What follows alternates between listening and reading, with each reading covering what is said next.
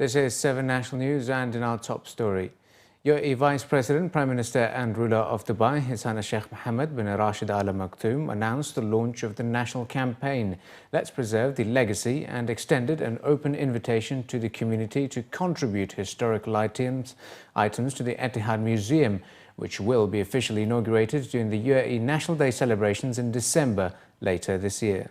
His Highness Sheikh Mohammed bin Rashid Al Maktoum stated that the Etihad Museum is a national project which serves to document an important part of our national memory and tells the story of the historical journey that the UAE undertook to establish the Union.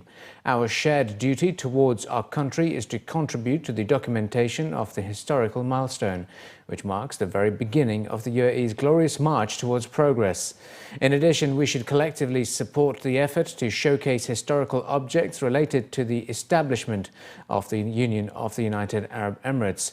Etihad Museum presents experience-driven exhibitions that include interactive educational programs and exhibits that explore the chronology of events that culminated in the formation of the Union of the UAE in 1971, with a key emphasis on the period between 1968 and 74. Commenting on the launch of the Let's Preserve the Legacy campaign, His Excellency Mohammed Ahmed Al Mur, chairman of the advisory committee of Etihad Museum, said the campaign will greatly enhance the museum's collection, which will feature original source materials documenting the historical events of the creation of the Union. Public participation in this national campaign can be considered a national responsibility for everyone, from government bodies right down to individual members of the community. His Highness Dr. Sheikh Sultan bin Mohammed Al Qasimi, Supreme Council member and ruler of Sharjah, and His Highness Sheikh Abdullah bin Zayed Al Nahyan, the UAE Minister of Foreign Affairs, have attended the opening of the second edition of Invest in Future Mena Forum in Sharjah today. Addressing the forum, His Highness Dr. Sheikh Sultan stated that the UAE is a regional and global leader in gender equality, and while 49.3% of the population in the country are women, they dominate the job market with a 66% employment rate, and nearly 38% of staff working in the cabinet are represented by women. While giving a few examples of how UAE women are currently leading their respective roles in the UAE cabinet, including youth and happiness ministries, His Highness Sheikh Abdullah bin Zayed Al Nahyan, UAE Minister of Foreign Affairs, stressed that women always played a pivotal role in the development of the UAE and any nation's advancement, which cannot be complete without improving the status of women in these countries. During her keynote address at the forum, the Nobel laureate and girls' rights activist Malala Yousafzai stated that improving the quality of girls' education, presence of women role models, and the role of men are crucial for the empowerment of women.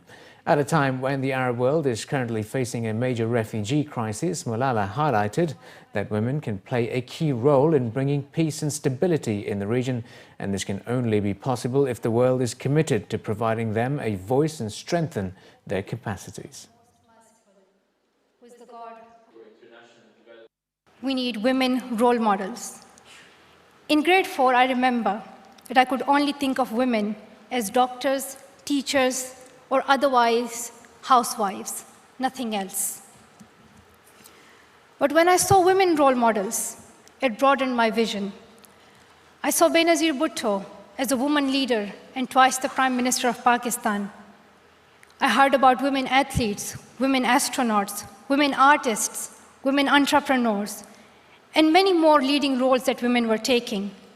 And it allowed me to recognize the potential that I had and I can have as a woman to achieve anything in my life. And my dream changed from becoming a doctor to becoming the Prime Minister of Pakistan, fixing all the issues and bringing education.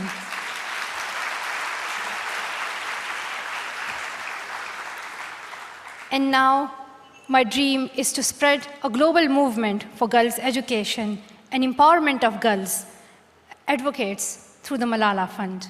We have a ruler who actually has a very long vision towards supports women, whether inside UAE or outside UAE. That's encouraging us actually to advocate about the importance of supporting women outside UAE, at least provide them with the educational environment, proper education's environment, to have a better future for them, or at least to provide them with a better service, health services, so that you can protect their life for a long period of time. Well, praising the UAE for its role in easing the suffering, many women in conflict zones, Fumisal Miambo, the executive director of UN Women, revealed the opening of UN Women Liaison Office in UAE to support the efforts for gender equality in the region. The executive director stated that although much has been done to improve the lives of women in the Arab world, they still face major challenges in many countries in terms of gender discrimination, negative social attitudes and unequal pay. At the forum, Nobel laureate Kailash Satyarthi highlighted that educating a girl child has a very strong economic impact on a country's economic development, as investing in educating a girl child for 1 year can help in returns of 15 to 20% additional earnings in their later lives. It is most important that we have to recognize the rights and equality for every single girl and woman.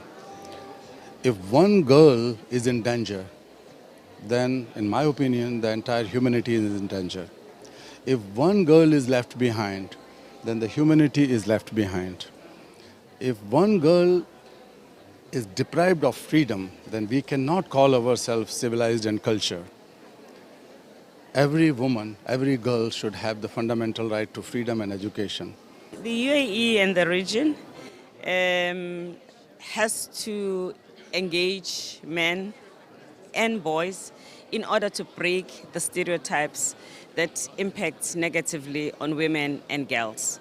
If we empower girls as we must and they become powerful and we leave the boys and men behind, we do not get the best results that we can get.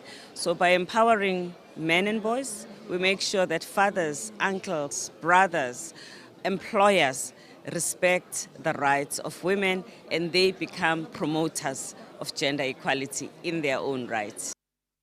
Ambassador Lana Nusibe, permanent representative of the UAE to the United Nations, has reiterated the country's commitment to supporting the UN's efforts towards gender equality and women empowerment. In a statement she made during the inauguration of the United Nations Women's Liaison Office for the Gulf Cooperation Council for Arab States in Abu Dhabi, Nusibe said the UAE was among the first countries to provide political and financial support to the UN Women since its establishment in 2010.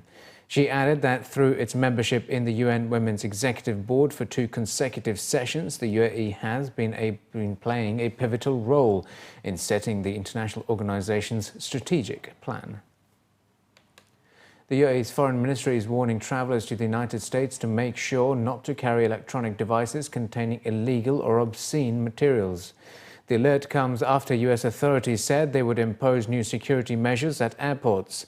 According to a local report, the Foreign Ministry quoted the Federal US National Transportation Safety Board, NTSB, as saying that the measures include inspection of personal mobile phones, laptops and other electronic devices that contain illegal content or violate public decency.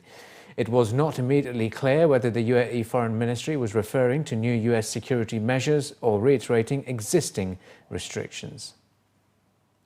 University students in Dubai can now hold paid part-time jobs in thousands of companies in 9 free zone clusters, enabled through a new regulation announced by Dubai Creative Clusters Authority this week. According to local reports, the student part-time work regulation and permit applies to some 26,000 students enrolled at around 24 academic institutions licensed by DCCA, primarily located in Dubai International Academic City and Dubai Knowledge Park. The applicable institutions represent over half of all international branch campuses in the UAE. The new regulation is being implemented with the support of the Knowledge and Human Development Authority. It enables 4,500 businesses in the Emirates' 9 creative clusters such as Dubai Internet City, Media City and Studio City to offer part-time employment to university students. Ahmed bin Biat, DCCA Director General, was quoted in a local report as stating that the regulation allows students to earn while they learn, giving them the opportunity to gain valuable experience and an enhanced skill set that will make them stand out in the job market post-graduation. Meanwhile, businesses can gain access to a flexible and educated new stream of talent without having to sponsor student part-time employees. And finally, in the bulletin, Emirates Literature Foundation has announced that a total of 140 authors will be arriving in Dubai for the Emirates Airline Festival of Literature, which will be held from the 3rd to the 11th of March 2017. At a press conference, organisers of the popular festival, commonly known as LitFest, revealed that there will be a total of 90 authors that will be joining for the first time. Attendees will get a chance to interact with best-selling British author Jeffrey Archer and baking champion and cookbook writer Nadia Hussain, along with the 142 star guests taking part in the 9-day festival. Organisers added that the 2017 edition will be held under the theme Journeys, with a number of exceptional stories to be shared during the talks, including a 4,000-mile journey of Syrian refugee Nujeen Mustafa from her home to Hungary. Other famous literary and creative figures that festival visitors will be able to rub shoulders with include New York-born Eric Van Spadder, whose thriller and science fiction works include The Ninja, The Pearl Saga and 11 books from the Jason Bourne series. Meanwhile, there are a number of returning authors during this year's festival, which include UAE-based Charlotte Butterfield, known for her fiction Me, You and Tiramisu, designed in Dubai, as well as Julie Lewis, who will share her story of leading an expedition of UAE breast cancer survivors to Antarctica. After coming second place in the Monte Grappa award last year, I've now got a 2-book deal with HarperCollins, and my first book, which is called Me, You and Tiramisu, is out launching at the LitFest in March next year, which is very exciting. And then the second book will be out in October next year. And so the Literature Festival has massively been a springboard for me to achieving my dream of being a novelist, so it's incredibly important.